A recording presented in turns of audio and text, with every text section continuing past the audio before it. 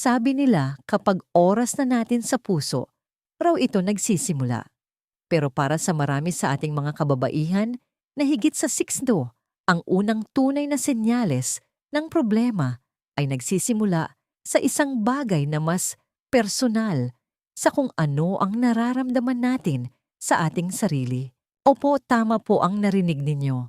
Kapag bigla na lang nawawala ang inyong lakas at may parang hamog na bumabalot sa inyong isipan, hindi lang ito simpleng pagbaba ng kumpiyansa sa sarili.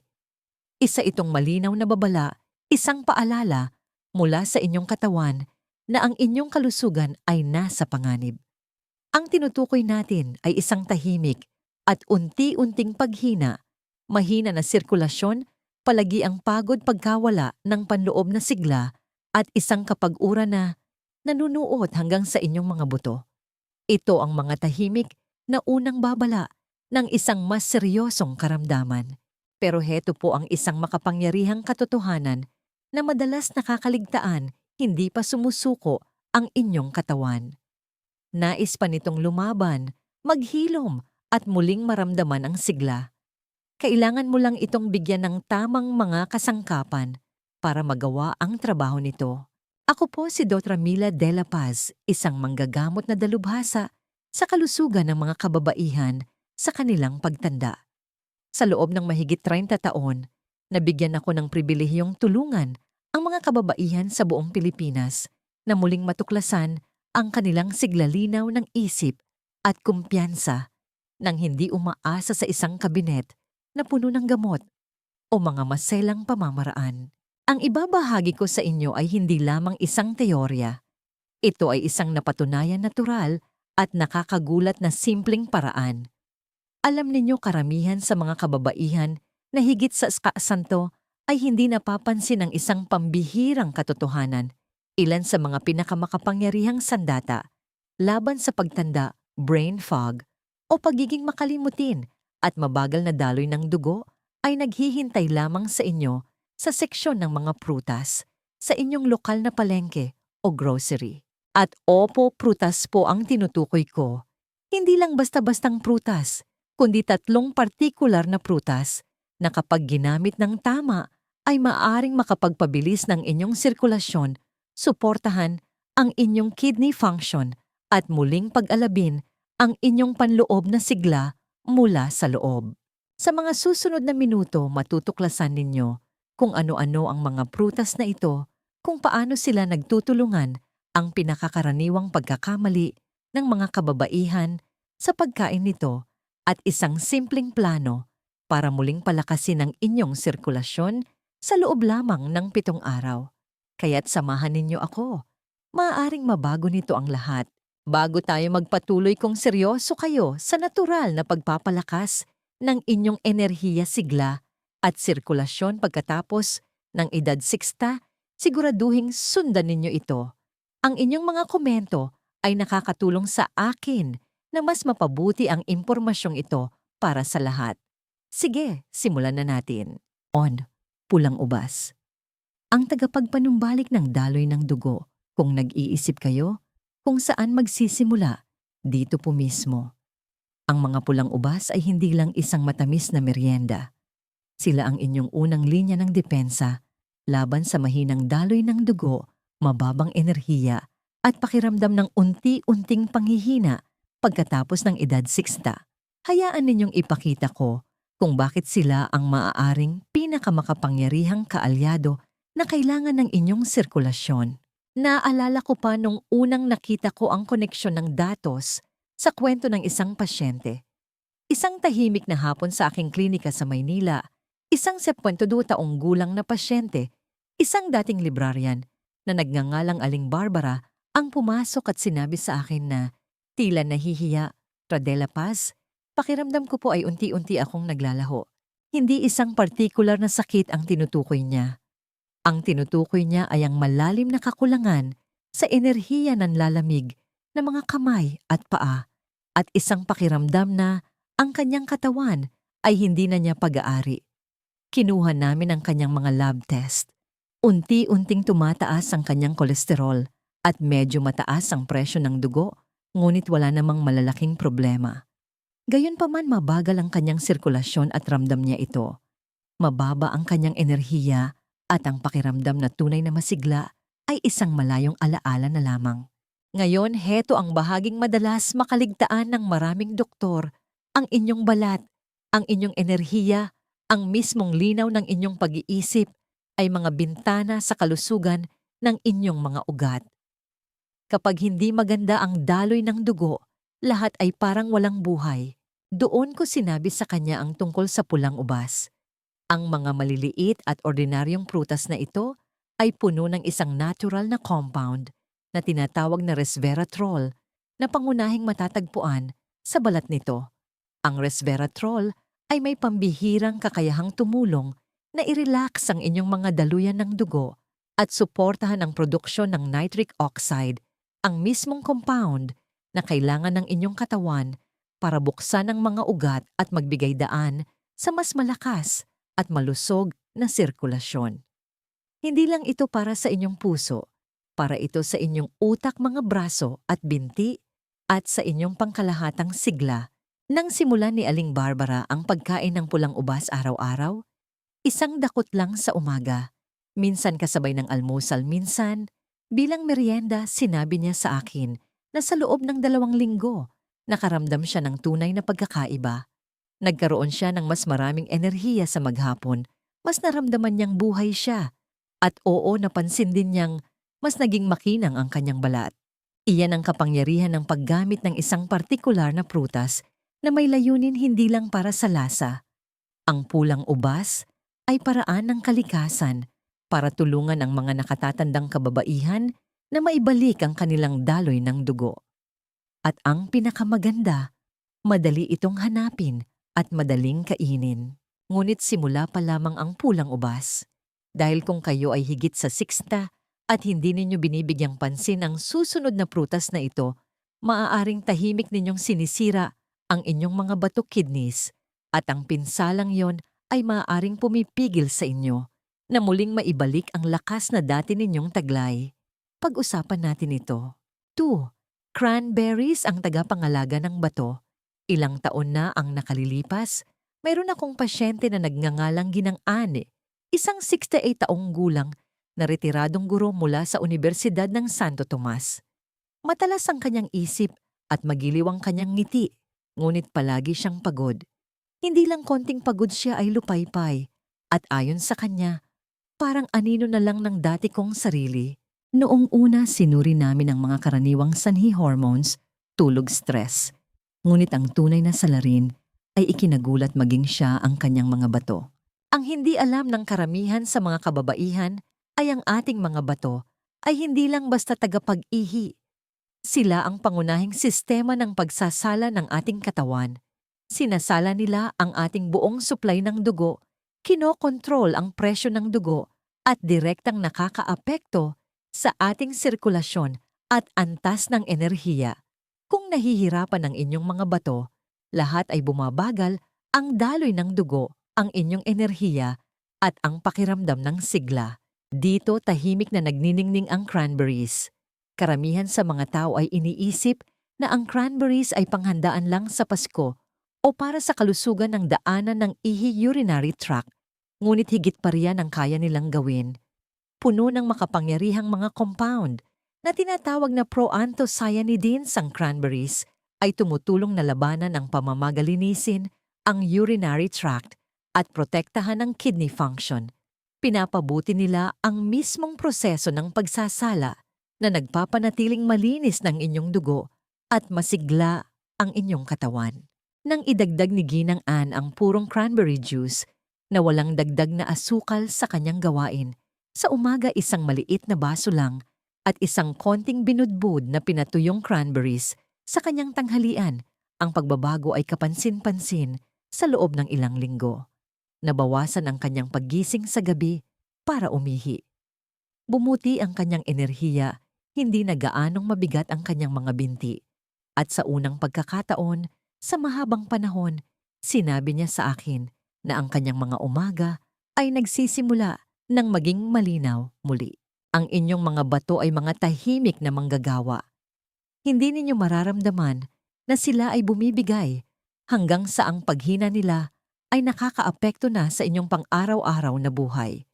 Kaya naman, ang pagsuporta sa kanila ngayon, bago pa man dumating ang tunay na problema, ay isa sa mga pinakamatalinong hakbang na maaaring gawin ng isang babaeng higit sa 60. Pinoprotektahan ng Cranberries ang pundasyon. Ngunit paano kung gusto ninyong higit pa sa proteksyon at nais ninyong buhayin muli ang pagnanasa, paggalabi ng sigla at palakasin ang emosyonal na koneksyon sa inyong asawa at sa inyong sarili? Dito papasok ang ating susunod na prutas at maaaring magulat kayo kung gaano ito kabisa. 3. Cherries ang pampasigla ng intimasya. May isang sandali sa aking practice na hinding-hindi ko malilimutan. Isang nakatatandang ginang si Lola Grace na 54 taong gulang ang umupo sa aking harapan at sinabing, "Dra de la Paz, hindi ko na kailangang maramdaman na parang 25 anyos ulit ako. Gusto ko lang pong maramdaman muli ang pagiging malapit sa aking asawa. Miss na miss ko na po ang bahaging iyon ng aking sarili." Talagang tumagos iyon sa akin. Dahil bilang isang doktor, ginagamot ko ang katawan, ngunit bilang isang babae, alam ko na ang intimasya ay mas malalim kaysa sa pisikal na kahandaan. Ito ay tungkol sa koneksyon, kumpiyansa at pakiramdam na komportable sa sarili mong balat. Doon ko sinabi sa kanya ang tungkol sa cherries. Ang cherries, lalo na ang tart cherries, ay isa sa mga pinakahindi napapansing regalo ng kalikasan para sa kalusugan ng kababaihan. Mayaman sila sa anthocyanins, mga makapangyarihang plant compound na tumutulong na bawasan ang pamamaga sa inyong mga daluyan ng dugo at suportahan ang malusog na sirkulasyon sa buong katawan. Ngunit ang nagpapaging espesyal sa cherries ay higit pa sa daloy ng dugo. Tumutulong din silang palakasin ang mga antas ng dopamine sa utak, ang feel-good chemical na responsable sa pagnanasa, motibasyon at emosyonal na ugnayan. Sa aking practice, may mga kababaihan na nagsabi sa akin na hindi lamang sila naging mas pisikal na tumutugon pagkatapos magdagdag ng tart cherry juice sa kanilang gawi sa gabi, kundi naramdaman din nilang mas emosyonal na bukas, mas interesado at mas konektado sa kanilang mga relasyon. May isang babae pa nga na tinawag itong prutas ng pagsasama.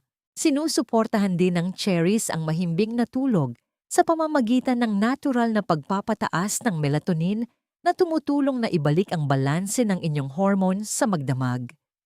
Mas magandang tulog, mas magandang mood, at mas magandang koneksyon, lahat ay magkakaugnay. Kaya kung kayo ay nakakaramdam ng pagkalayo, kawalan ng gana o hindi na tulad ng dati, huwag maliitin ang kayang gawin ng araw-araw na pagkain ng cherries.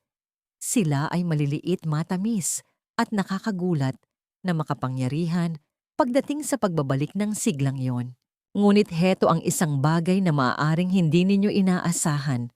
Habang ang bawat isa sa mga prutas na ito ay epektibo, nang mag-isa, isang tunay na pambihirang bagay ang nangyayari kapag pinagsama-sama ninyo sila. Hindi lang ito adisyon, ito ay synergy. Hayaan ninyong ipakita ko kung bakit mas epektibo sila kapag magkakasama. 4. Ang lakas ng tatlo. Bakit mas mabisa? Kapag pinagsama, ilang taon na ang nakalipas na kausap ko ang isang kapwa-doktor na labis kong iginagalang.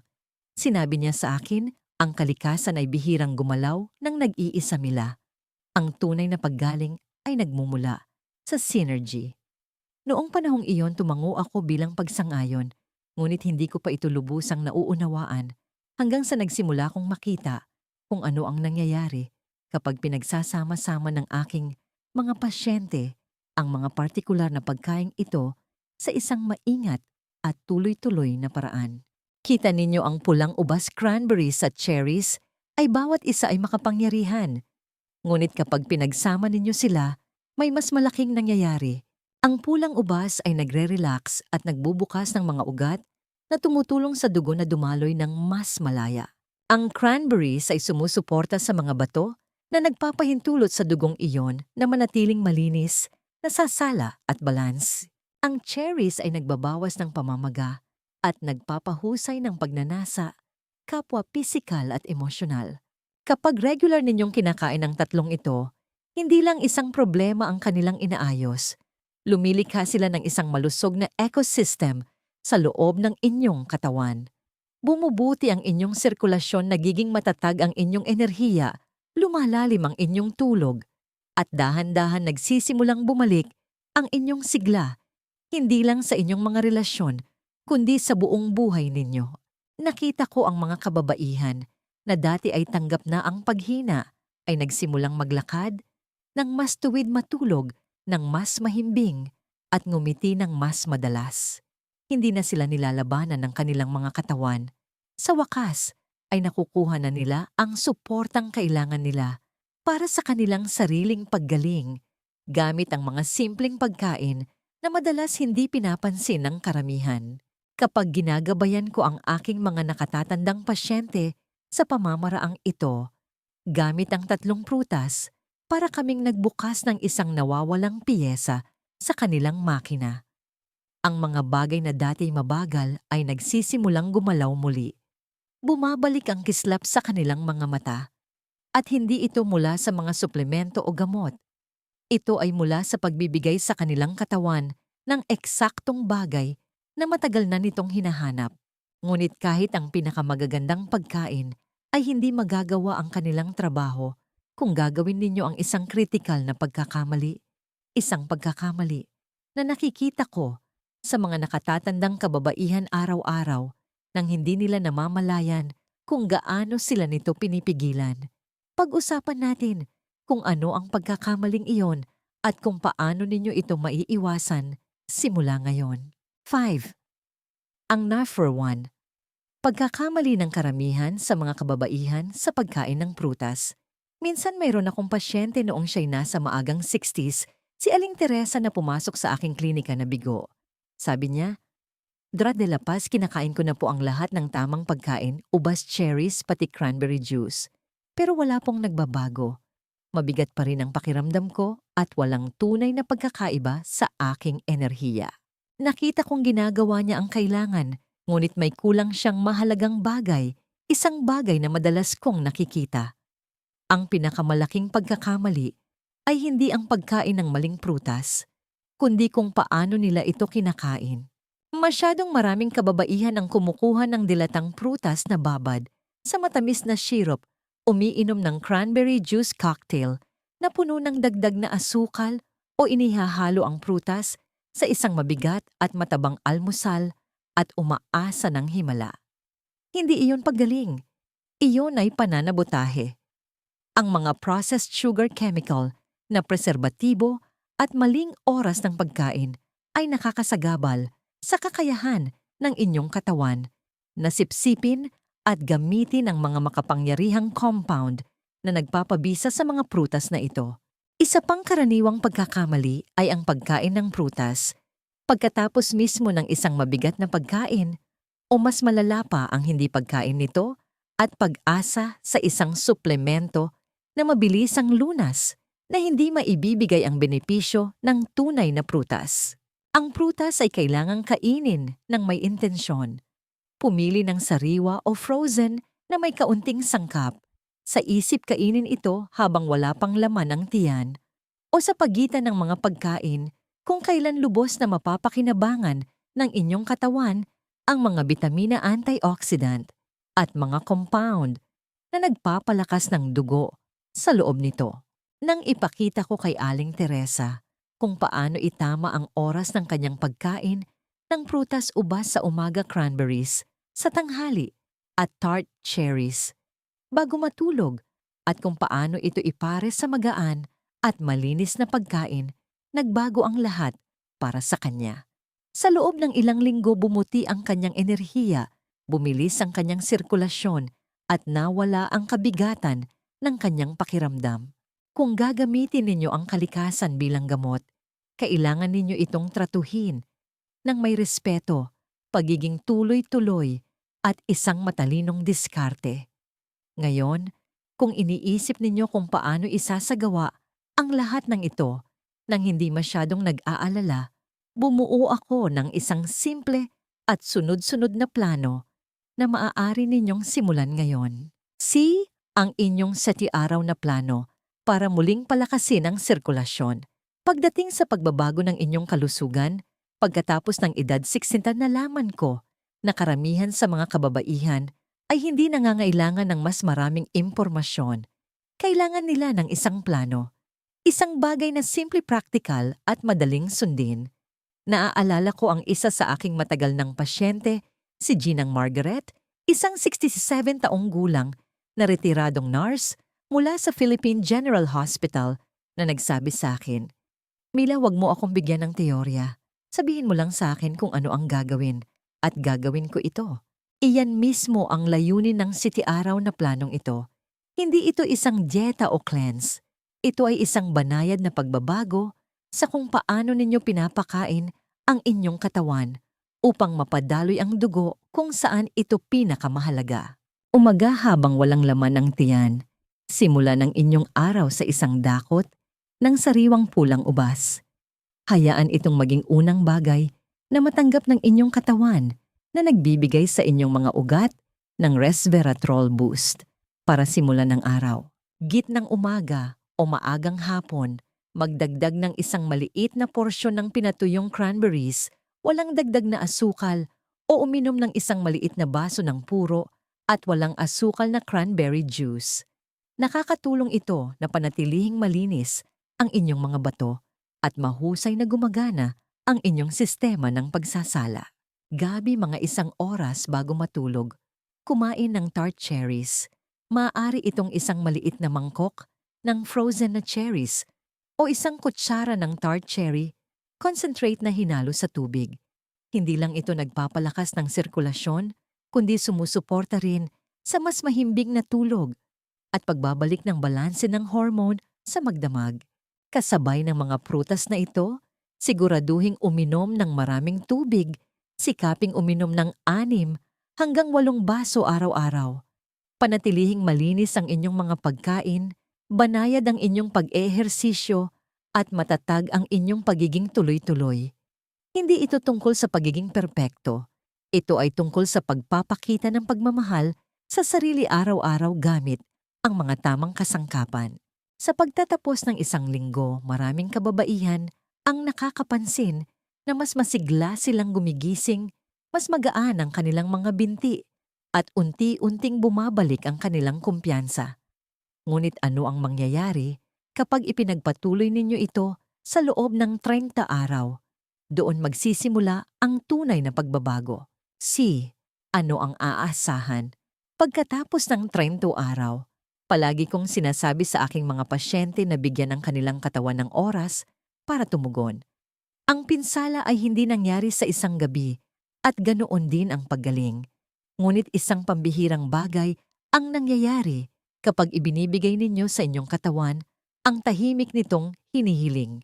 Naaalala ko ang pakikipag-usap ko kay Ginang Jane, isang 70 taong gulang na dating pintor pagkatapos ng kanyang unang buwan ng pagsunod sa plano ng prutas.